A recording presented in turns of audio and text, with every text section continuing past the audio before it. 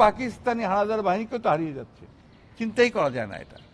আমি মনে করি যে আপনার এই আন্দোলন তার বিজয়ের দ্বার প্রান্তে এসে গেছে এবং বিশ্বাস করি ইনশাআল্লাহ এই জনগণের বিজয় অবশ্যই হবে, ছাত্রদের বিজয় অবশ্যই হবে।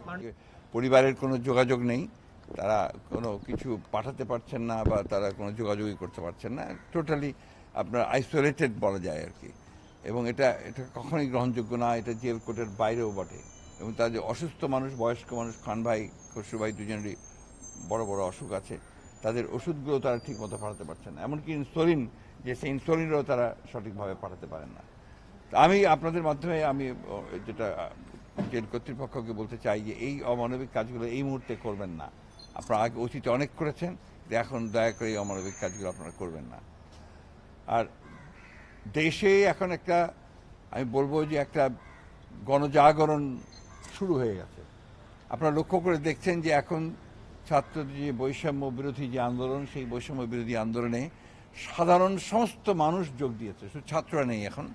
এখন তারা অভিভাবক, চিকিৎসক, আপনার পেশাজীবী, শিল্পী, যারা আপনার সাংস্কৃতিক কর্মী, সাংবাদিক এবং সব ধরনের আপনার মানুষরা, সব পেশার মানুষ, সব ধরনের মানুষেরা কিন্তু আপনার এখানে যুক্ত হয়েছেন এবং তারা যুক্ত হয়েছেন সব ভয়কে উপেক্ষা করে।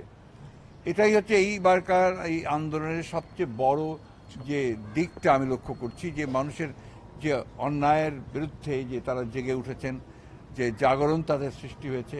এবং আমরা যেটা সবসময় বলে আসছিলাম, তরুণদের জাগ্রত হবার কথা, সেই তরুণরা এবার জেগে উঠেছে। এই জন্যই আমরা অত্যন্ত আশাবাদী এই কারণে যে তরুণরা যেখানে জেগে ওঠে, ছাত্ররা যেখানে জেগে ওঠে, যুবকরা যেখানে ওঠে, সেই আন্দোলনকে সে পরাজিত করা কারো পক্ষেই সম্ভব না।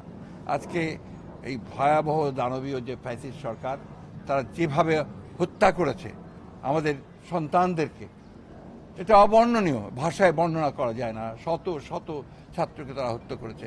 আবারও যখন আমরা দেখতে পাই যে তাদেরকে গণকবর দেওয়া হয়েছে, আমি যেটা দেখলাম পত্রিকায় যে প্রায় 59 জনকে গণকবর, পাকিস্তানি হানাদার বাহিনীকেও তো হারিয়ে যাচ্ছে, চিন্তাই করা যায় না এটা।